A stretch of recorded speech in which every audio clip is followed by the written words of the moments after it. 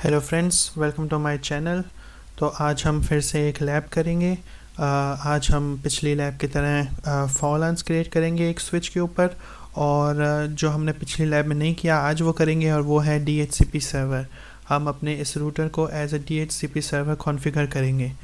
तो शुरू करते हैं। पहले हम VLANs क्रिएट कर देते हैं। सो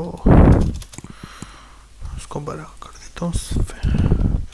शो इंटरफेस स्टेटस, इससे आपको स्टेटस पता चलेगा अपने इंटरफेसेस का। स्विच के नॉट कनेक्टेड, कुछ भी अभी कनेक्ट नहीं है और कुछ कॉन्फ़िगर भी नहीं हुआ है। तो हम अभी यहाँ पर VLANs क्रिएट करते हैं।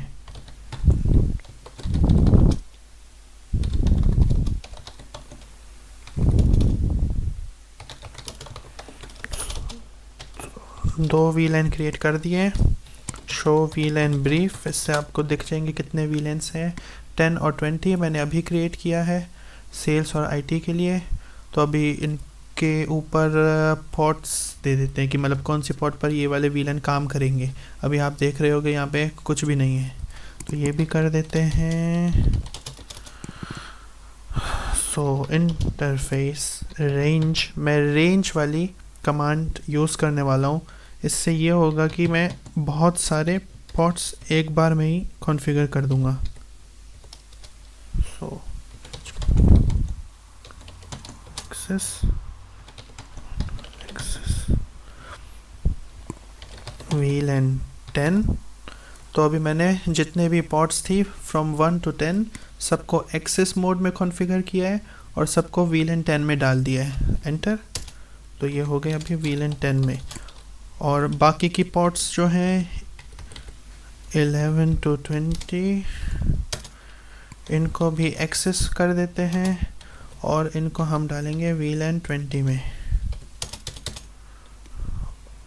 और अपने एक रूटर के लिए जो रूटर कनेक्टेड होगा स्विच की पोर्ट से, उसको हम as a trunk port configure करेंगे। ट्रंक पोर्ट वो होती है जहाँ से ये सभी VLANs टैग्ड होकर उनके ऊपर एक जो भी पैकेट्स इन VLANs के थ्रू रूटर की तरफ जाएंगे उन पर एक टैग लगेगा। जैसे कि अगर इस VLAN 10 से कुछ गया तो उसके ऊपर VLAN टैग 10 लगेगा।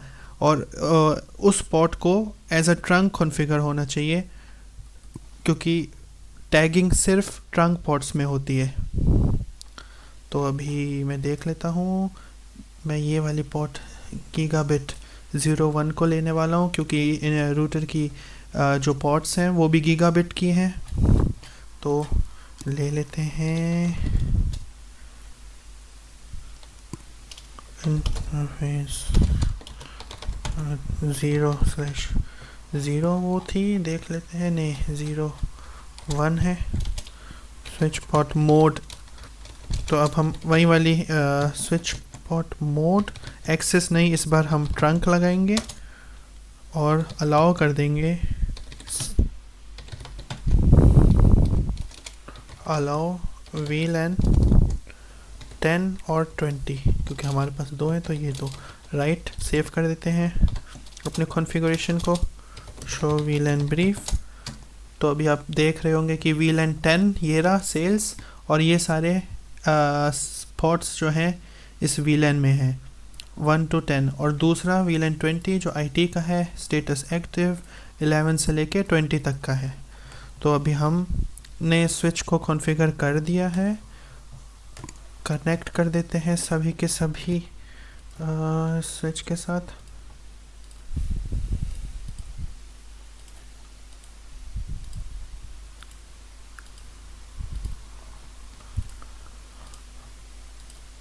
ये जो 1 और 2 है वो VLAN 10 में थे, और अभी ये मेरे दिख नहीं रहा है सही से।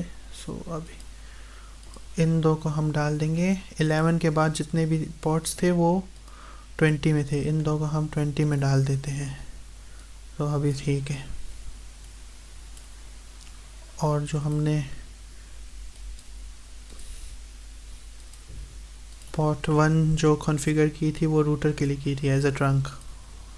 सो अभी सब कुछ कनेक्ट हो चुका है, स्विच हमने कॉन्फ़िगर कर दिया है। अब हमें बस DHCP सर्वर जो है यहाँ पर क्रिएट करना है, और गेटवे जो दो वीलेंस हमने यूज़ किए हैं वो अभी इस सब इंटरफेसेस उन वीलन के लिए हमें कॉन्फ़िगर करनी होंगी। तो वो मैंने पिछली वाली वीडियो में कर दिया है, तो मैं इसमें अभी ज़्यादा उसको एक्सप्लेन नहीं करूँगा, बस कॉन्फ़िगर कर दूँगा। ये रही दो पोर्ट्स,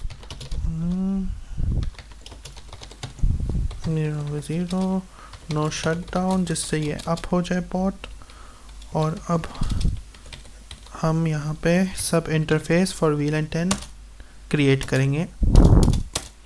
ये हो चुकी है और इसको आईपी एड्रेस दे देते हैं। मैं इसको अभी 192.168.10.1 का दे रहा हूँ। 10 इसलिए क्योंकि ये वीलन 10 में है। ये मैंने पिछली बार भी किया था। encapsulation.1q और 10 ये जो है टैगिंग के लिए यूज़ होती है ये वाला प्रोटोकॉल। अभी फिर से आईपी देता हूँ, तो अभी ये वाली इन्फॉर्मेशन अब वो वापस शो नहीं करेगा, क्योंकि इसका मतलब यही था कि आपको ये प्रोटोकॉल ऑन करना है जो IEEE ने बना रखा है। तो अभी VLAN 20 के लिए क्रिएट कर देते हैं सब इंटरफेस। तो .1q20 और IP एड्रेस।